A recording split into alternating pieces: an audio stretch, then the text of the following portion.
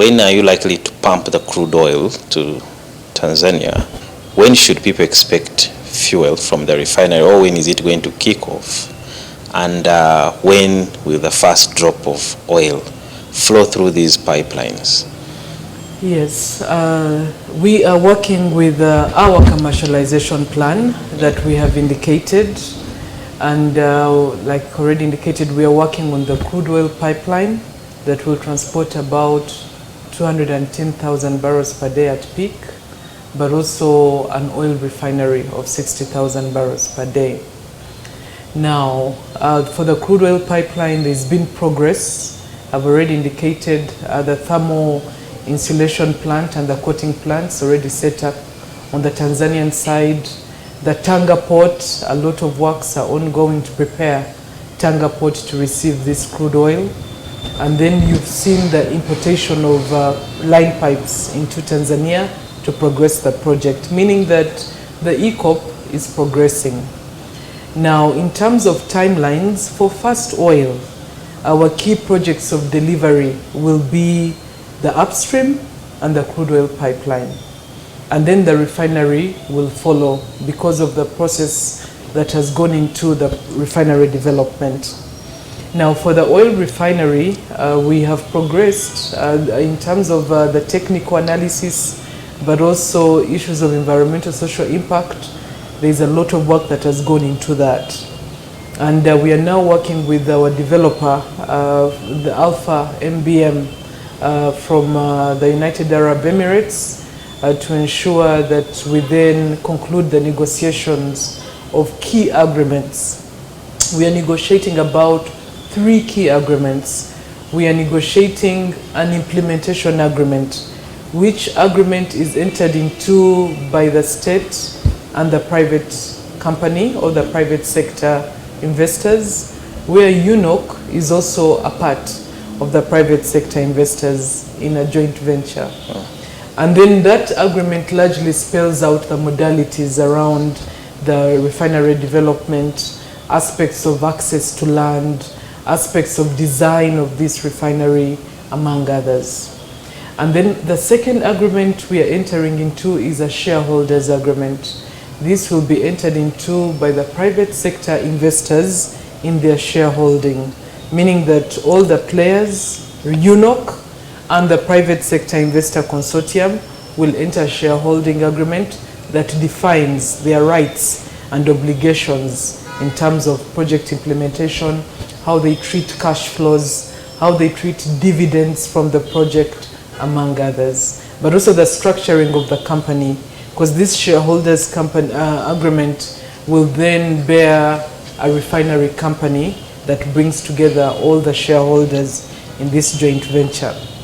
So that negotiation is also progressing, and we should be able to conclude it.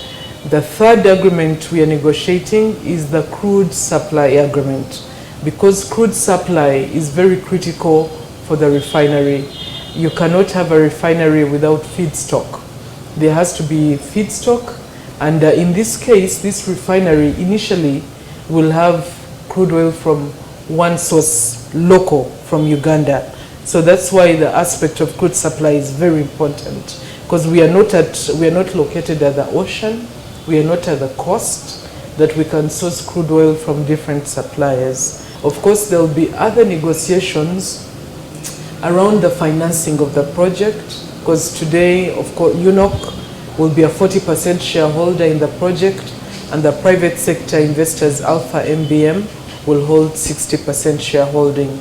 So we have to work out the financing arrangement on how this financing for the project. So in terms of timelines, definitely you can see that we are working to fast track the project, and we hope that within a few years, post the first oil that is going to be driven by the upstream and the crude oil pipeline, the refinery will also follow suit in terms of its commissioning. So you're giving it like how many years to have a refinery completed? Yes, typically, and assuming all the financing is in place, we should have a refinery between 3 to 4 years. And then how much will Uganda contribute? You said 40%, $4 billion US. Yes. And Uganda is contributing 40% of the equity. Yes. Where will this money come from? Yes, interesting. Working with the Ministry of Finance, Planning and Economic Development, we already started planning for UNOC's equity in the refinery. For the last 1 or 2 years, we have been able to make a certain amount available of about 280 billion Ugandan shillings. And the Ministry of Finance that capitalizes UNOC has also programmed additional financing in the budget today. Totally, UNOC requires about 480 million US dollars to meet its equity obligation in the refinery. And then the debt, and then of course the private sector investors will also make available their 60% equity and then mobilize the debt, where we will support them as the government to ensure that this is mobilized in a timely manner. How many liters are you likely to produce in that refinery when it's completed? And will it meet the demand that we have locally? Okay, so the local demand today is about 7 million liters per day. You can estimate that at about 42,000 barrels per day, because one barrel has about 159 liters. So the refinery we are planning for will be for 60,000 barrels per day, meaning that by the time of its commissioning, it should be able to meet the requirements for the country. And we do have plans, depending on how our additional discoveries go, to continue our expansion for this refinery. We plan to expand our refinery beyond 60,000 barrels per day. Won't it end up where you find the fuel prices will not even drop, they will remain the same as they have been? We have looked at the region and assessed where this refinery would have a captive market.